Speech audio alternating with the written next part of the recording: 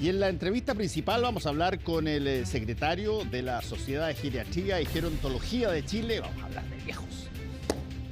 De mí. Con Marco Espíldora. Muchas gracias por estar con nosotros, Marco. Gracias a ti por la invitación.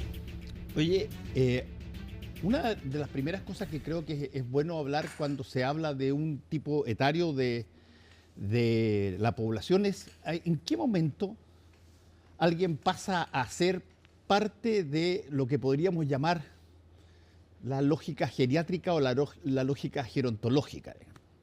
O sea, pasa a ser viejo, de alguna manera. Cuando se es viejo, una pregunta que se hacía Le Monde Diplomatique hace algunos años, en su portada, en una versión para Latinoamérica. Es una pregunta que nos seguimos haciendo, ¿ya? Que más allá de las consideraciones biológicas o cronológicas, bueno, hay una convención en Chile de que a los 60 años una persona es mayor, ¿ya? Y independientemente de eso, hoy día vemos un envejecimiento acelerado, donde una expectativa de vida de 81 años promedio entre hombre y mujer, y vemos que ese grupo de personas de 60 y más es un grupo que en su mayoría sigue siendo autovalente, y donde esas personas, muchas de ellas eligen cuándo jubilar, siguen trabajando porque se sienten útiles, se sienten activas. Entonces, cuando hablamos de personas mayores, hablamos de un grupo diverso y heterogéneo, ¿ya? No podemos colocar en el mismo saco a las personas de 60, 70, 80, 90. Está superado el tema de la tercera edad. Hoy día se habla de cuarta y hasta quinta edad. El grupo de centenarios que hay en Chile, 4.000, 5.000. Hoy día hablamos de longevidad, no solamente de envejecimiento. O sea, tiempos de longevidad.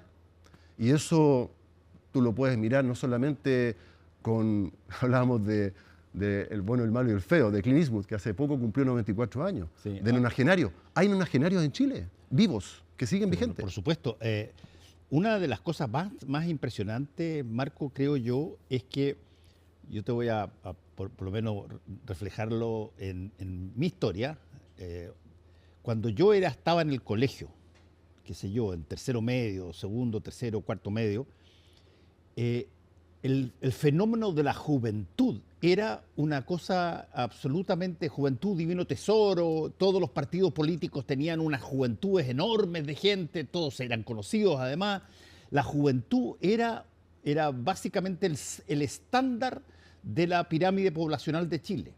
Hoy día tú tienes que la pirámide poblacional pasó a invertirse. Así es. Y está hacia abajo, donde la mayor edad es de 50 para arriba y ya la juventud, por múltiples razones que van desde la píldora hasta cualquier tipo de deseos de no tener hijos por las parejas.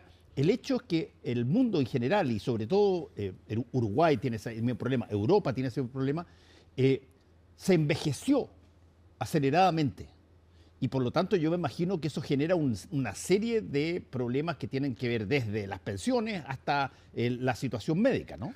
Sí, yo lo colocaría como desafío, más que problema. Ya tendría una mirada positiva. Sabemos que hay amenazas, sabemos que hay riesgos. A mayor envejecimiento, mayor riesgo de ciertas enfermedades, ¿ya? Como la demencia o ciertos cánceres en hombres y mujeres. Sin embargo, la oportunidad que hay a los 60 años de tener 30 o 40 años por delante, de volver a estudiar, de volver a trabajar, de volver a enamorarse. Son mucho mayores hoy día que en cualquier época anterior. Claro. Entonces, hoy día la proyección, de aquí al 2050, 1/3 de la población en Chile van a ser personas mayores. Y la expectativa de vida va a ser de 85 años, al 2050. Entonces, a los jóvenes de hoy, yo les pregunto, ¿cómo les gustaría ser tratados? ¿Quién los va a cuidar? Porque ahí tenemos desafíos. Tenemos desafíos de cuidado. Tenemos desafíos que trascienden lo sanitario. Esto no es un tema de salud solamente, o un tema social. Esto tiene implicancias económicas, políticas, culturales. No, política lo hemos visto, pero o sea, bastó de que un presidente de 37 años llegara a la moneda para que automáticamente se generara una discusión respecto de problemas como experiencia. Perdonen que diga lo que diga, la forma que lo voy a decir, pero el tratamiento de pendejos se puso nuevamente arriba de la mesa. Sí. Y se creó una, llamémosla así, una batalla etaria entre una edad mayor y la juventud en función de estas personas que hoy día gobiernan y que cada cosa que sale mal da la impresión de que es porque son jóvenes, no es porque lo hicieron mal. Claro, el tema de la experiencia, hay un cierto mito. La experiencia no es monopolio de los mayores. Hay jóvenes con mucha experiencia en diferentes actividades o oficios, ¿ya? Entonces, ese es algo que hay que derribar, ¿ya? La experiencia no es un tema solamente de las personas mayores. Ahora, para que haya esa convivencia intergeneracional, tenemos que colocar todo sobre la mesa. Acá hay prejuicios, no solamente de los jóvenes hacia los mayores, un poco lo que tú señalabas, ¿no es cierto? Sino que también de los mayores hacia los jóvenes. No, yo me estaba refiriendo más bien a ese prejuicio. Claro, es que el político es básicamente claro, el mayor que mira al joven y dice, oye, no tení capacidad para esta Claro, una suerte de desprecio. Exacto, y no de aprecio. Exacto. Que uno debiera, ¿no es cierto?, considerar. El aprecio, tanto en lo afectivo como en lo técnico. ¿Tú te acuerdas de la película El pasante de moda? Robert De Niro, protagonista.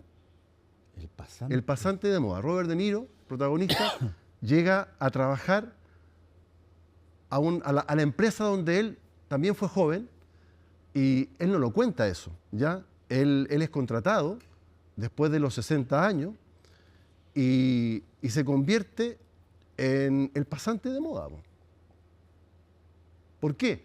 Porque aparte de compartir su experiencia, que sus compañeros no sabían que él había trabajado ahí y conocía esa fábrica o esa empresa como nadie, se convierte en un consultor sentimental, en un hombre que entrega consejos, que comparte también sus vivencias, ¿ya?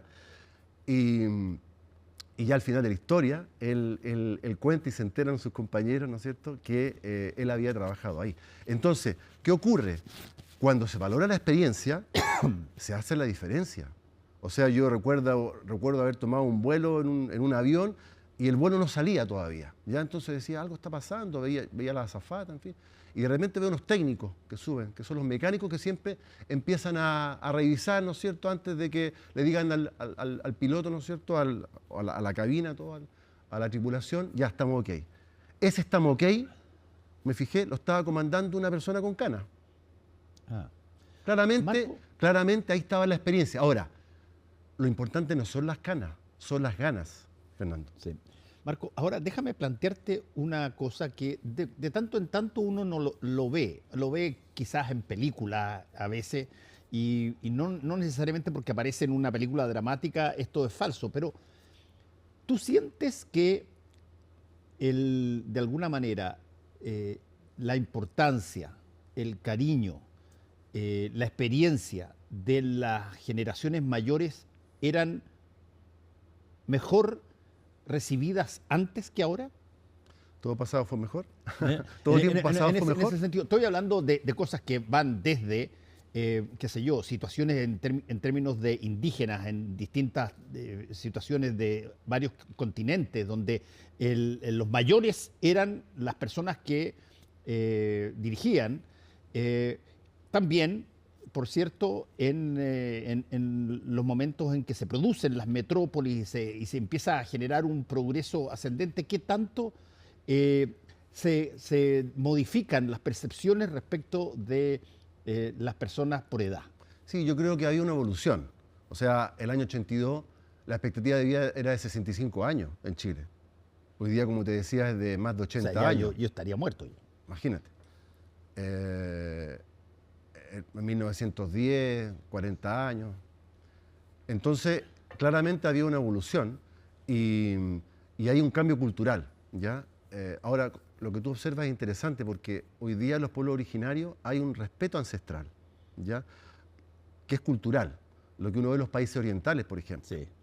Hoy día me decían algunos médicos, neurocirujanos, cómo en China le hacen reverencia a un médico de 80 años cuando entra a un salón. Una reverencia, o sea, hay una consideración, un respeto. Entonces, en Chile, el tema del envejecimiento acelerado llegó como un tsunami, en poco tiempo. ¿Ya? Lo que demoró en otros países desarrollados 50 o 100 años, en Chile fue en 30 años. ¿Qué es lo que tiene la Sociedad de Geriatría y Gerontología de Chile, que está cumpliendo 30 años este año? Una sociedad joven. Entonces, claramente, nos pilló con políticas públicas atrasadas. Bueno, ahí hay una cosa, Marco, que es bien interesante. ¿Por qué? ¿Por qué envejecieron los países? Por varias razones. Una de las razones principales es que los matrimonios empezaron a no tener tantos hijos o definitivamente a no tener hijos. Se tuvieron que dedicar, por ejemplo, a generar trabajos propios para generar recursos y apareció la píldora. O sea, aparecieron además cosas que impedían que las personas pudieran tener hijos. Apareció la píldora, que fue un boom gigantesco a finales de los 50 y todos los 60. Y desde ese punto de vista, los países variaron su pirámide poblacional, pero muy rápido, efectivamente, como tú dices. Sí. Y Chile fue uno de esos. Uruguay es el otro en América Latina que creo que tiene más o menos la misma lógica. Y en Europa ni hablar. Sí. Pasó mucho también. O sea, imagínate que de aquí al 2050 el grupo de personas mayores va a superar al de 15 años. O sea, es brutal el cambio. Entonces, tenemos que prepararnos. Yo quiero, si tú me permites, tú me estabas contando un poco de tu trayectoria, que en lo personal todavía has tomado algunas medidas cuando dejaste de tu afición por el deporte, ¿ya? Sí. Puntualmente por el rugby. Sí. Tú a los 41 años dejaste de hacer rugby. Sí, dejé jugar en la Católica y en la selección. Dejaste jugar. Y llevaste el gimnasio a tu casa. Sí, yo tengo un gimnasio que me construí en mi casa. Sí. Hoy día, a los 68 años, sigues haciendo actividad física. Termino de aquí antes de dormir, porque yo duermo muy poco y tengo nada más que levantarme a las 5:30 para venir al CNN Radio. Hago por lo menos media hora, 40 minutos de gimnasio. Y probablemente con eso estás fortaleciendo tu fuerza, tu equilibrio y tu coordinación. Eso te permite no solamente tener un aspecto saludable, ¿ya? Estar vigente, seguir trabajando. Me dejé barba recién, así, para que se notara que uno tiene mucha gana. Un aspecto saludable y también desde el punto de vista cognitivo, favorece lo cognitivo, favorece lo social también, ¿no es cierto? Que es un poco lo que promueve el envejecimiento saludable, lo que nosotros estamos promoviendo como Sociedad de Geriatría y Gerontología de Chile. El prepararnos, no esperar que lleguen los 65 años del hombre o los 60 años de la mujer y mirar al techo, ¿qué voy a hacer ahora? No, tenemos que tratar de prepararnos, ¿no es cierto?, para una vejez digna, por un lado, que tiene que ver con las pensiones, sí, que tiene que ver con los ahorros, tratar de tener una capacidad de ahorro, una voluntad de ahorrar, que sea unos pesos, tener la posibilidad de tener una conciencia de ahorro, ¿ya? Y también, desde el punto de vista de la vejez vital, que es un poco lo que tú haces, ¿no es cierto? El tener actividad, el moverse, tratar de evitar estar mucho tiempo sentado. El moverse, estar de pie también, preferir las escaleras, no los ascensores, el poder caminar. Yo trato también de hacer actividad física, yo practico marcha nórdica, caminar con bastones, que no es lo mismo que trekking, el trekking cargarse, sino que los bastones te impulsan.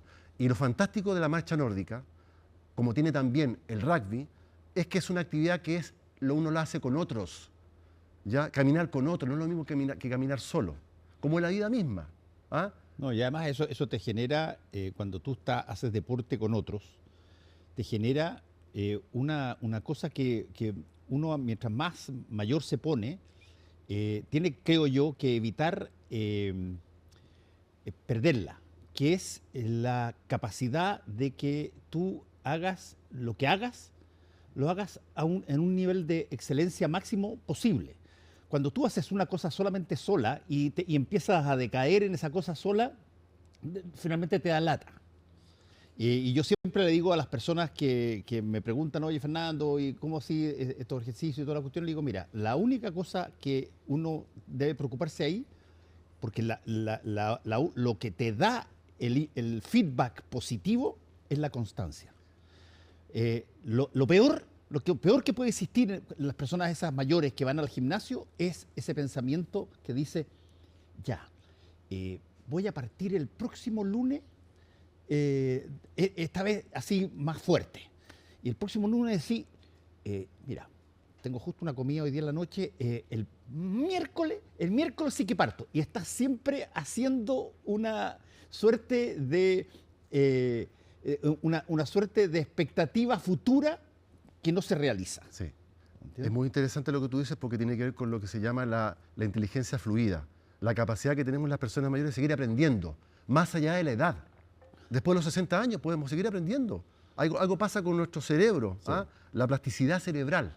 Entonces eso es mito de que no, a los 60 años, ¿cómo? Si hay abogados que se gradúan a los 80 años. O sea, Jodorowsky, 95 años, viaja de París a Estados Unidos a presentar una retrospectiva de su cine y a presentar un libro después en España, 95 años, sigue vigente. O Delfina Guzmán, a los 97 años, sigue haciendo teatro. O Mariano Fontecilla, el 1 de junio, recibió al presidente en el Congreso con casi 100 años, embajador emérito. Entonces, ¿de qué estamos hablando? Ese es el Chile de hoy, el Chile longevo. Y cuando te hablaba de la marcha nórdica es interesante, porque en el Nord Karelia, Finlandia, en el norte de Nord Karelia, en el norte, en los años 70, comenzó una campaña para mejorar el envejecimiento de su población, el poder cambiar los hábitos alimenticios, la actividad física, social, hizo una revolución. Esa misma experiencia hoy día se está aplicando en Chile, en Curaco de Vélez, en Chiloé, a través de la Universidad de Nord Karelia, de Finlandia, con la Universidad de Chile. Justamente para promover el envejecimiento saludable. ¿Y desde cuándo que se está haciendo eso? 2018. ¿Y ya tiene resultado? Bueno, aquí el resultado en Finlandia fue que todo el país, toda la sociedad, todos los actores se unieron en torno a un objetivo. Así como se unió la Comunidad Latinoamericana y la Sociedad de Geriatría y Gerontología de Chile para que el 2022 este concepto de vejez igual a enfermedad no quedara inscrito en una clasificación internacional de problemas de salud. No, eso es edadismo. Ahora, eso es edadismo. Marco, y se unió la sociedad civil, la sociedad científica latinoamericana y la sociedad chilena de geriatría y gerontología para justamente detener esa intención. Ahora, Marco, ahí hay un punto que ya lo mencionaste tú y que me gustaría profundizarlo un poco. Ahí hay un punto muy importante para que todo esto pueda ser posible. Yo tuve la suerte de ir a ver a mi papá cuando mi papá era agregado comercial de la Embajada de Chile en Suiza. Fui con mi hermano a verlo a Suiza y me impresionó a mí la cantidad de gente mayor que uno veía en esa época, mayor, funcionando pero en forma absolutamente normal. Pero ahí hay dos variables que hay que tomar en cuenta y que tú las mencionaste ya. Una es su estado, llamémoslo así, su estado de preocupación por su ingreso, llámalo así, por su ingreso, porque no tenga que estar permanentemente distraído tratando de generar algún tipo de recursos para poder mantenerse. Se pueden mantener. Y lo segundo, que es el que a mí me impresionó mucho, es que tú tenías, por ejemplo, como en Estados Unidos pasa también, los campos de golf, la mayor cantidad de personas que trabajan ahí son mayores. Te empiezan a ocupar puestos que son, por cierto, menos exagerados en términos de lo físico, pero que los tratan. La venta de, por ejemplo, tickets para la ópera, para las cosas, todo ese personal es un personal mayor allá. ¿Qué tanto eso puede darse en países que son, como América Latina, que son mucho más, yo te diría, son más desordenados en materia de lo que hay que hacer? Hay barreras culturales, ¿ya?, que tenemos que ir superando. Fíjate que hace 2 días, en una portada de un diario económico en Chile, decía que a medida que envejecemos, se ha reducido la cantidad de mayores de 55 años con trabajo, del 2019 al 2024, según datos. O sea, la edad de jubilación se interpreta como un término del trabajo. Claro, una de las razones es la salud otra es el desgano y también la pensión y la jubilación. Más o menos, un poco más de un 4% se ha reducido según datos de la Encuesta Nacional de Empleo en este trabajo de OSEC-UDP. Y la otra que fue también este año, ¿ya? Clape Sucé, titular, el mercado me jubiló. O sea, personas de 50 años que dejan de trabajar, tuvieron un empleo largo, ¿no es cierto?, en una empresa, y vuelven a tratar de emplearse y se les cierran la puerta por la edad. Entonces tenemos barreras culturales que superar. No solamente, fíjate, no solamente pensando hoy día en esta discusión de que si ampliamos o no la edad de jubilación. O sea, fíjate, pensemos en lo de 50 años y más. Marco, también. ¿Qué tanto la edad para jubilar de alguna manera promueve en distintas empresas, en distintas oficinas, en distintas instituciones, que independientemente de cómo se está haciendo la pega, por el solo hecho de que tú cumples 55 o 50, en el caso de las mujeres, en fin, te jubilas? Claro. Ahí hay un tema que yo digo que es cultural. Hay experiencias positivas en algunos supermercados donde se emplean personas mayores, en tiempos parciales, por ejemplo, lo que tú mencionabas de experiencias donde de alguna forma hay adaptaciones a las condiciones de la persona. O sea, vemos, por ejemplo, que hay personas que se acogen a ley de retiros especiales, por ejemplo, en ciertas universidades, pero siguen trabajando en docencia, juntándose con los becados, en tiempos parciales, ya no operan, por ejemplo, un cirujano, porque hay ciertas restricciones después de cierta edad, pero siguen activos. Entonces, la gran pregunta que yo me hice en una presentación hace pocos días fue, ¿qué los mueve a seguir activos? ¿Qué te mueve a ti, Fernando, a seguir activo en televisión? ¿Qué te mueve? Es que yo tengo la impresión de que si es que tú no tienes actividad, lo voy a plantear de una forma, si tú quieres, que probablemente no muchas personas lo pueden plantear así, quizás lo ven en una... No, si tú no tienes actividad, la vida se hace una lata. O sea, yo tengo una familia a la que todavía tengo que mantener, tengo hijos que son relativamente jóvenes todavía, que no han salido de la universidad o están recién entrando a trabajar. Pero además, tú tienes una edad ¿cuál es la alternativa? ¿Qué? ¿La alternativa es qué? ¿Irse a jugar al billar de la esquina? No, yo tengo la impresión de que a mí, yo he leído, por ejemplo, 10 veces más libros después de los 50 que antes. Y eso que antes me obligaban en la universidad y en el colegio. Porque me entretiene, me fascina empezar a aprender o a leer cosas que de alguna manera, y lo recomiendo, a veces hago recomendaciones en el Minuto de Confianza de Tolerancia Cero todo el tiempo, por eso, porque es una actividad que te saca del tedio, llamémoslo así. La mayoría de las personas que siguen trabajando, más allá de la edad de jubilación, lo hace por necesidades económicas primero. Pero si tuvieran la opción y resuelta esa necesidad económica, lo harían por gusto, lo harían por sentirse útiles. Ahora, es la sociedad, la que no es mayor, la que debiera mirar esta experiencia. Las empresas contratistas, los reclutadores, debieran mirar lo que tú estás diciendo. No solamente esas ganas, sino que el valor de esa experiencia, ¿ya? Que de repente a esa persona que desvincularon, la tienen que volver a contratar o a llamar porque hubo un problema técnico en una situación puntual, porque no supieron resolverlo. Ahí está la experiencia, que es la madre de toda la ciencia, como dicen.